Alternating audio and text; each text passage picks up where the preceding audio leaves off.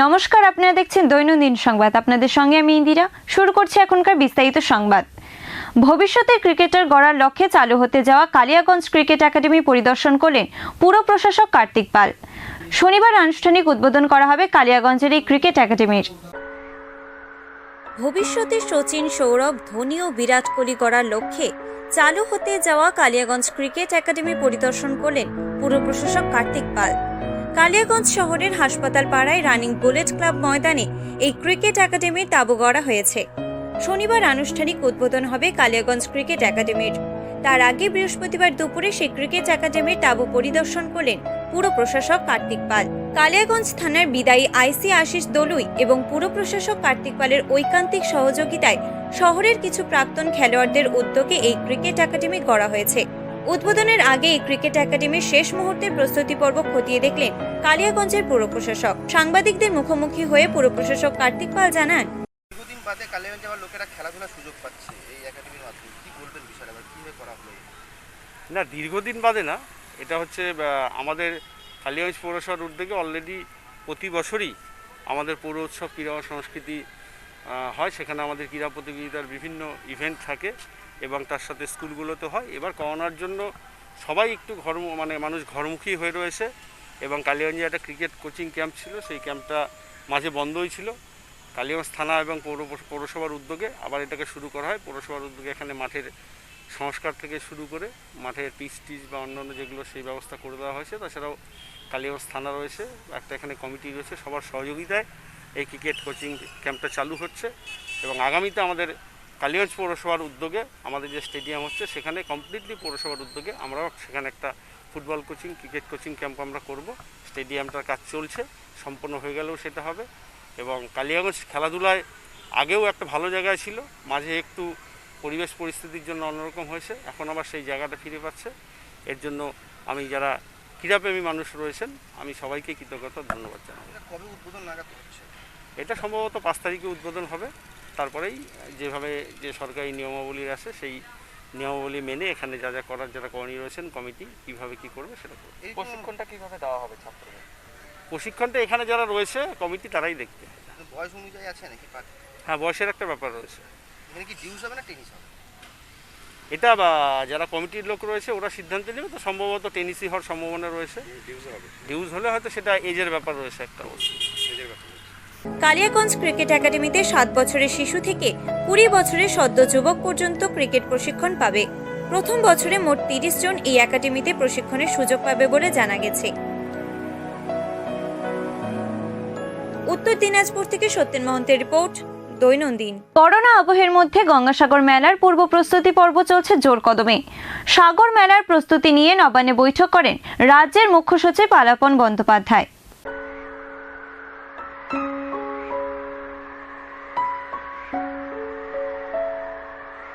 Corona আবহে গঙ্গাসাগর মেলার প্রস্তুতি শুরু করে দিল রাজ্য সরকার। সাগর মেলার প্রস্তুতি নিয়ে নবান্নের বৈঠক করেন রাজ্যের মুখ্য সচিব আলাপন বন্দ্যোপাধ্যায়। করোনা আবহে ভিড় এড়াতে স্বাস্থ্যবিধি মেনে অনলাইন দর্শনের ব্যবস্থা করা হয়, যাতে কপিল মুনির আশ্রমের সম্পূর্ণ দর্শন করতে পারেন দর্শনার্থীরা। অ্যাপ এনেছে রাজ্য সরকার। এই অ্যাপের মাধ্যমে সাগর মেলা ভ্রমণ করতে পারবেন দর্শনার্থীরা। সাগর মেলার সমস্ত অনুষ্ঠান সরাসরি সম্প্রচার করা হবে এই অ্যাপের মাধ্যমে। স্বাস্থ্যবিধি মেনে রেল স্টেশনে মেডিকেল ক্যাম্প ও সুরক্ষা কেন্দ্র থাকবে। এছাড়াও 2টি এয়ার অ্যাম্বুলেন্স ও 2টি জল অ্যাম্বুলেন্সের ব্যবস্থা রয়েছে, যাতে করে গুরুতর অসুস্থ ব্যক্তিদের স্বাস্থ্যকেন্দ্রে নিয়ে যাওয়া যায়। এর পাশাপাশি প্রত্যেক ভেসেল ঘাটে সরকারি নিয়ম অনুযায়ী তৈরি হচ্ছে স্যানিটাইজার টানেল এবং আমফানে যে ত্রিফলা লাইটগুলি ক্ষতিগ্রস্ত হয়েছে সেগুলোর মেরামতের কাজ চলছে। সাগরদ্বীপ আউটরাম ঘাট থেকে কাকদ্বীপ নামখানা পর্যন্ত বাসের সংখ্যা বাড়ানো হয়েছে। সিসিটিভি ও ড্রোনের মাধ্যমে কড়া নজরদারি চালাবে প্রশাসন। প্রতি বছর লক্ষ লক্ষ মানুষ আসেন এই তীর্থস্থানে। তবে এই কোভিড পরিস্থিতির মধ্যে সাগর মেলা রাজ্য সরকারের কাছে খুব বড় একটা চ্যালেঞ্জ। এবার তো মহামারীর জন্য অনেক মেলা পিছিয়ে গেছে, বন্ধ হয়ে গেছে। তো এবার কেমন হবে বলে মনে করছেন?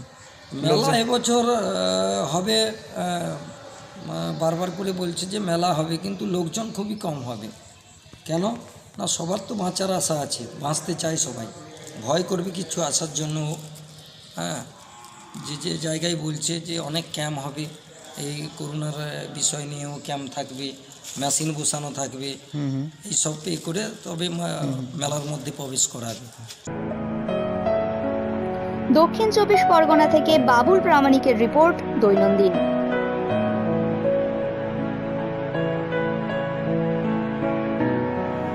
বৃহস্পতিবার বহরমপুরের কুঞ্জঘাটা কালী মন্দিরের গঙ্গার ঘাটে শুভ উদ্বোধন করা হয় ঘোগলাপাতার নৌকার। বিভিন্ন সচেতনতামূলক বার্তা এই নৌকা থেকে সাধারণ মানুষদের মধ্যে পৌঁছে দেবে একটি বেসরকারি স্বেচ্ছাসেবী সংস্থা।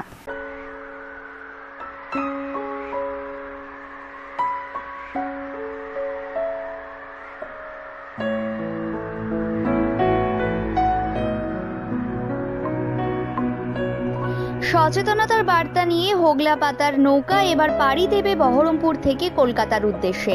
বৃহস্পতিবার বহরমপুরের কুঞ্জঘাটা কালী মন্দিরের গঙ্গার ঘাটে এই নৌকার শুভ উদ্বোধন করা হয়।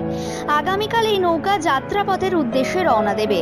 গঙ্গায় ভেসে 8 দিনে এই খড়ের নৌকা পৌঁছে যাবে কলকাতায়। মোট 11 জন যাত্রী নিয়ে নৌকা পাড়ি দেবে। হাওড়ার বাবুঘাটে তাদের যাত্রাপথ শেষ হবে। প্রায় 14 দিন ধরে তৈরি করা হয়েছে নৌকা। উপাদান হিসেবে রয়েছে বাঁশ, খড় ও হোগলা পাতা সহ প্রাকৃতিক উপাদান দিয়ে। গঙ্গা দূষণ প্রতিরোধ, রোধ, করোনা সচেতনতা ও অন্যান্য বার্তা এই নৌকা থেকে সাধারণ মানুষের মধ্যে পৌঁছে দেওয়া হবে একটি বেসরকারি স্বেচ্ছাসেবী সংস্থার উদ্যোগে। এই ধরনের উদ্যোগ কেন? উদ্যোগ মানুষকে বেশি বেশি করে অ্যাডভেঞ্চার স্পোর্টসে আগ্রহী করা। সত্যিকারেরই এরকম একটা, যেখানে সমস্ত স্পোর্টস এখন এই মুহূর্তে বন্ধের মুখে, খেলাধুলার সমস্ত জায়গায় কোভিড পজিশনে, আমরা এই সময়টা চেষ্টা করেছি যে যতটা সতর্কভাবে এই রকমভাবে অভিনব একটা প্রয়াসের মাধ্যমে, যেই বোট একদমই দেখতে পাচ্ছেন যে পরিবেশ বান্ধব জিনিস দিয়ে তৈরি, ন্যাচারালভাবে তৈরি হয়েছে, খড়, বাঁশ এবং হোগলা পাতা দিয়ে তৈরি এই বোটকে নিয়েই আমরা কলকাতায় বুকে এরকম রোয়িং করেই যাওয়া হবে। এটা একটা অভিনব প্রয়াস বলতে পারেন। কি বার্তা দেবেন এখান থেকে? বার্তা 2-3টে বার্তা আছে। একটা হচ্ছে যে সি এক্সপ্লোরার ইনস্টিটিউট যুবশক্তির উদ্যোগে যে চলছে, বার্তা এটাই যে বেশি বেশি করে মানুষ অ্যাডভেঞ্চার স্পোর্টসে হোক, পরিবেশকে আমরা যে গঙ্গা নিয়ে কাজ করছি, এত গঙ্গা যেন দূষণমুক্ত হোক, আর কোভিড নিয়ে মানুষ বেশি বেশি করে সচেতন হোক, আগামী দিনগুলো অনেক সতর্ক হোক। কদিনের লক্ষ্য আছে যেটা নিয়ে যান? এটা আমাদের 8 থেকে 9 দিনের লক্ষ্য। 11 তারিখে আমাদের এখানে কলকাতা সি এক্সপ্লোরার ইনস্টিটিউট বাবুঘাটে ওখানেই এটা কমপ্লিট করার আমাদের টার্গেট আছে। এবার কি এটাই প্রথম? এর আগে আপনি কিছু? না, আমার তো ব্যক্তিগত, আমি সি এক্সপ্লোরার আন্ডারে অনেক অভিযান করি সারাটা, এটাই আমাদের মানে সি এক্সপ্লোরার। কিন্তু জগাচার যুবশক্তিরও এটা অনেকগুলো বছর কেটে গেল এই নিয়ে কাজকর্ম করছে। Plastic board, rubber board, plastic board, খড়ের বোর্ড, পাটকাঠি বোর্ড এর আগেও ওরা করেছে। মুর্শিদাবাদ থেকে গণেশ সাহার রিপোর্ট, দৈনন্দিন।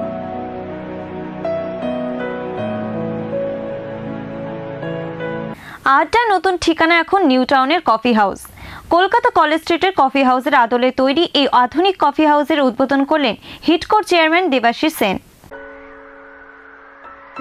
কফি হাউসের সেই আড্ডাটা আজ আর নেই। মান্নাদের কণ্ঠে গাওয়া সেই গান কানে ভেসে আসলে কলেজ স্ট্রিটের কফি হাউসের কথা মনে পড়ে। ঐতিহাসিক সেই কফি হাউসের সেই আড্ডা আধুনিকরণের মাধ্যমে নিউ টাউনে ফিরিয়ে আনলো হিটকো। কলকাতা কলেজ স্ট্রিটের কফি হাউসের আদলে তৈরি করা হয়েছে, তবে আধুনিকরণের ছাপ রাখা হয়েছে তাতে। কলকাতার চেনা ছবি তুলে ধরা হয়েছে। ঝাঁ চকচকে দোতলা কফি হাউসে সামঞ্জস্য রেখে আলো রাখা হয়েছে। নিউ টাউনের এক্সচেঞ্জ এরিয়া টু আমেটি ইউনিভার্সিটির কাছে গড়ে তোলা হয়েছে আড্ডার নতুন ঠিকানা।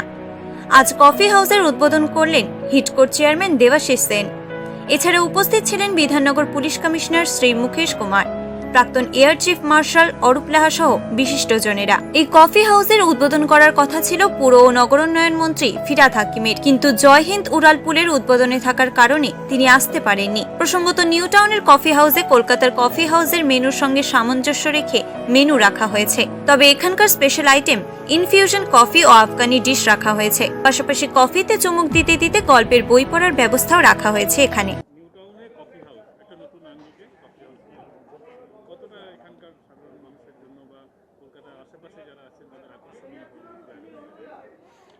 এই প্রজন্মের ইউথদের কাছে কফি হাউস অতটা পরিচিত নয়। এখনকার ইউথরা হাইজিনিক চায়, তারা ওয়াইফাই চায়, তারা এয়ার কন্ডিশন চায়, কারণ ম্যাকডোনাল্ডস, পিৎজা হাট, কেএফসি, এইটা দেখে ওরা বড় হয়েছে। কিন্তু সেই যে উন্মাদনা, সেই যে ইনফিউশন কফি খাওয়া, সেই যে পকেটে পয়সা নেই কী পাওয়া যায়, এক কাপ কফি নিয়ে ঘন্টার পর ঘন্টা আড্ডা দেওয়া এবং মানুষের সঙ্গে কানেক্টেড হয়ে যে কত সৃজনশীল বিষয়ও চলে আসে, এই পরিবেশটা কিন্তু তারা হারাচ্ছেন।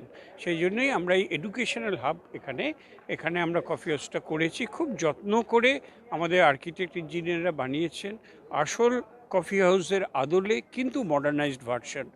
এবং আমি খুবই মনে করছি এটা খুবই মানুষের বাঙালি মাত্রই একটা আবেগকে সঞ্চার করবে, এবং আমি চাইছি এই আবেগটা যেন নবীন সমাজের কাছেও পৌঁছে যায়।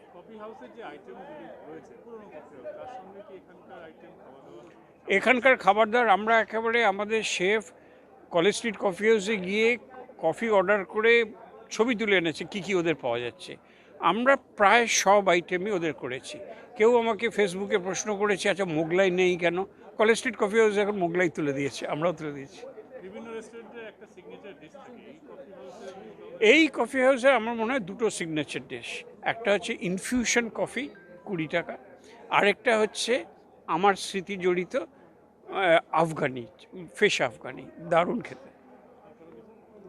ঠিক। নিউ টাউন থেকে পলাশ নস্করের রিপোর্ট, দৈনন্দিন। এখন দেখে নেব এক পলকে দৈনন্দিন।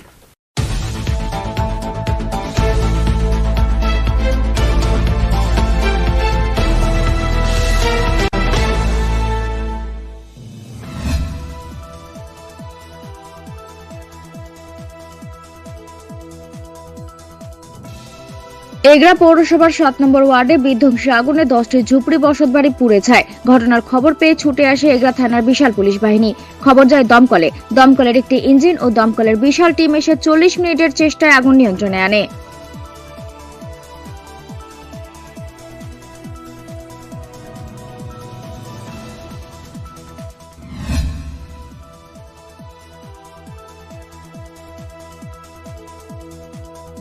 নিয়ন্ত্রণ হারিয়ে রাস্তার ধারে নয়নজলিতে ঢুকে পড়ল ট্রাক্টর। বৃহস্পতিবার ঘটনাটি ঘটেছে গোপীবল্লভপুর 2 নম্বর ব্লকের বরামচটি এলাকায়। ঘটনাস্থলে মৃত্যু হয় ট্রাক্টর চালকের।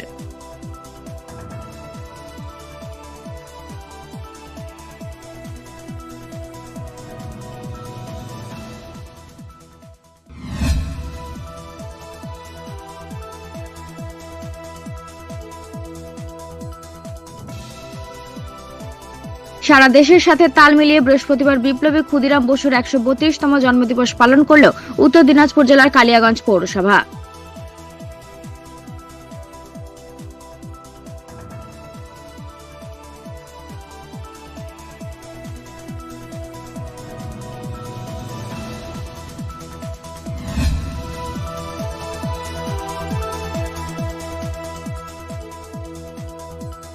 কৃষি আইনের প্রতিবাদে পথে নামল তৃণমূল কর্মী সমর্থকরা। বৃহস্পতিবার দুপুরে দলীয় পতাকা নিয়ে অশোকনগর গোলবাজার থেকে চৌরঙ্গি হয়ে পায়ে হেঁটে কৃষি আইনের প্রতিবাদে মিছিল হয় 8 নম্বর মোড় পর্যন্ত।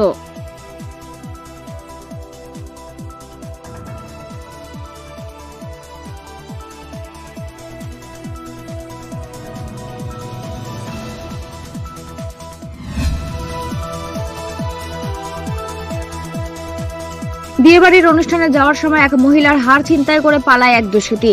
সেই মুহূর্তে ওই মহিলার আর্তচিৎকারে স্থানীয় বাসিন্দারা ওই দুষ্কৃতীকে ধরে ফেলে, আর তারপরেই শুরু হয় গণপিটুনি। গত বুধবার বিকেলে চাঞ্চল্যকর ঘটনাটি ঘটেছে পুরাতন মালদা থানার বাচামারি গভর্নমেন্ট কলোনি এলাকায়।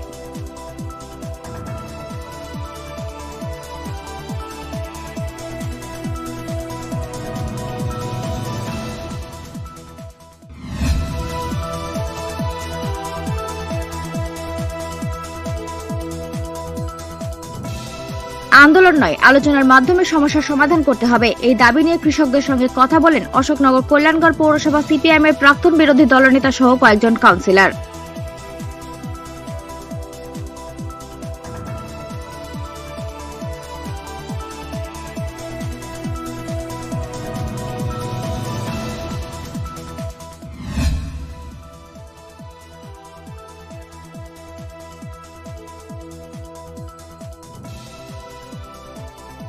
মোটর বাইক ও ট্রাক্টরের সংঘর্ষে মৃত্যু হলো এক বাইক আরোহীর। ঘটনায় গুরুতর আহত আরও এক। ঘটনাটি ঘটেছে গঙ্গারামপুর থানার ফুলবাড়ি মহেন্দ্র এলাকার 512 নম্বর জাতীয় সড়কে।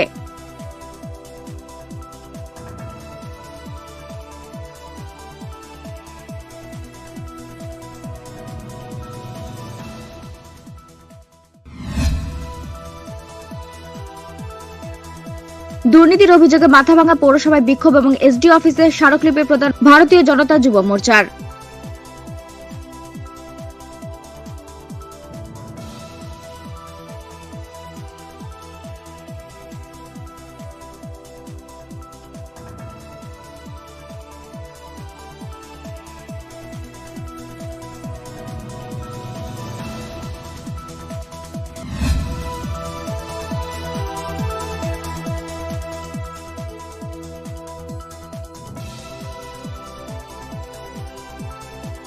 ইসলামপুর থানার জক্তাগাঁওয়ে যুগলে ফাঁসি লাগিয়ে আত্মহত্যার ঘটনায় চাঞ্চল্য।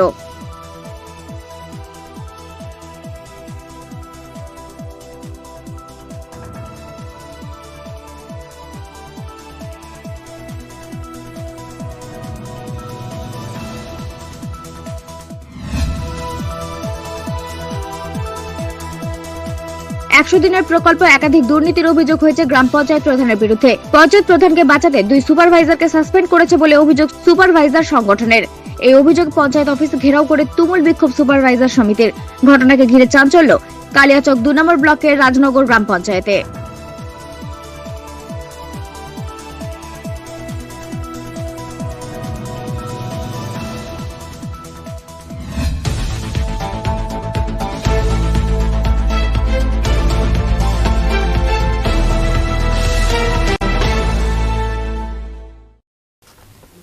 এখনকার সংবাদ এই পর্যন্তই। পরবর্তী সংবাদের জন্য চোখ রাখুন আমাদের দৈনন্দিনের পর্দায়। নমস্কার।